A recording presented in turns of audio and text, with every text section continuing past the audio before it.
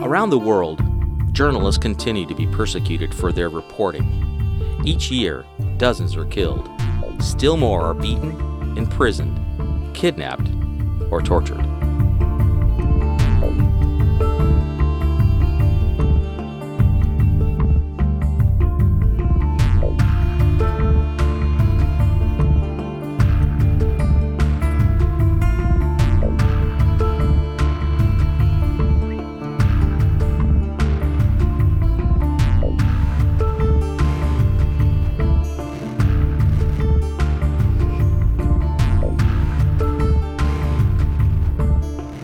On many occasions, these acts are carried out by organizations or paramilitary groups. In some countries, tactics of intimidation are also employed by the authorities.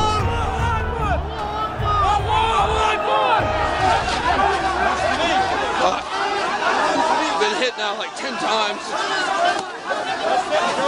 Yep. The Egyptian soldiers are doing nothing.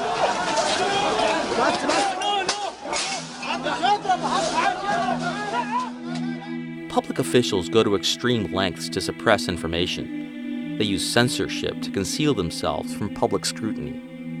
Citizens have a fundamental right to be fully informed on the performance of their representatives.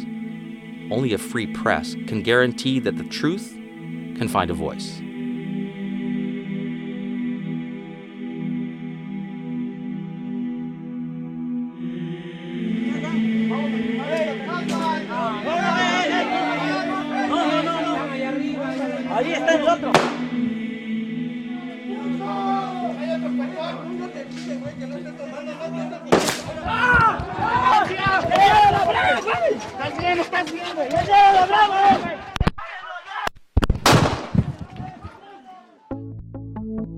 The International Press Institute is a global network of editors, media executives, and leading journalists working for some of the world's most respected media.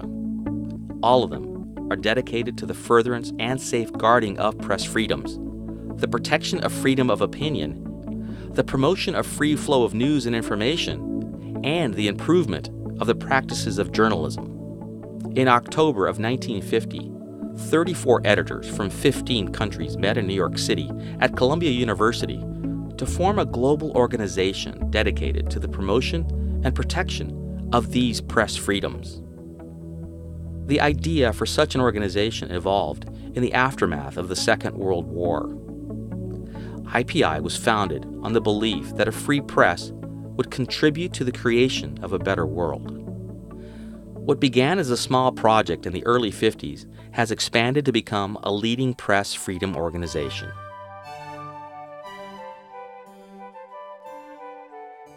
As one of the world's oldest global press freedom organizations, IPI provides its members with an invaluable network of media contacts.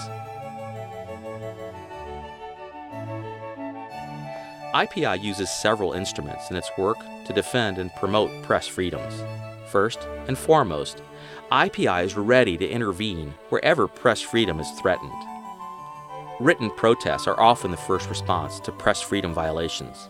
By protesting, IPI seeks to bring the plight of journalists to the attention of the international community. They also express the solidarity of the IPI community with journalists who are the victims of repression. 40 journalists have been killed so far this year in Iraq and the Philippines, among other places. Joining us from London to talk more about the threat is Peter Preston. He's the chairman of the Institute's Executive Committee. This looks a terrible year thus far. Out of the 40, 11 are from Iraq. Interestingly, not Western reporters, although only one was working, I think, for a Western organisation. The rest are local reporters, and quite a lot of them TV anchors or TV producers. Some are just killed like ordinary Iraqis where a bomb goes off and they're blasted. But others, like TV anchors actually, are taken out and shot deliberately. IPI's Death Watch tracks journalists and media staff who are deliberately targeted, either because of their investigative reporting or simply because they were journalists. IPI also includes journalists who were caught in the crossfire while covering dangerous assignments. IPI's Justice Denied campaign tells the stories of individual journalists who face this injustice. Their stories may vary dramatically, but what unites them is the inevitable conclusion that justice has not been served. The use of protests forces repressive regimes to recognize that their actions will not be tolerated by a democratic world. IPI's Press Freedom Fund allows it to react swiftly to violations, providing legal representation, support for court cases, as well as lobbying embassies to pressure governments that violate those press freedoms. Of paramount importance is where it is appropriate for IPI to direct its efforts. The IPI watch list does not prevent the inclusion of a country where a terrorist group or other body is the major threat to the media. This is because it is governments that are responsible for the media violations, and they have the opportunity to introduce change. In addition to these activities, IPI does extensive research on issues relevant to the media and circulates several publications on press freedoms. IPI looks at media laws and provides governments with recommendations on how to bring their legislation in line with internationally accepted standards of freedoms of expression.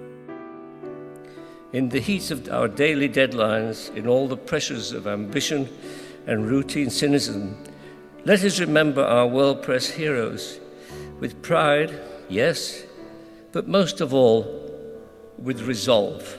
The resolve to be true to the principles of the best journalism.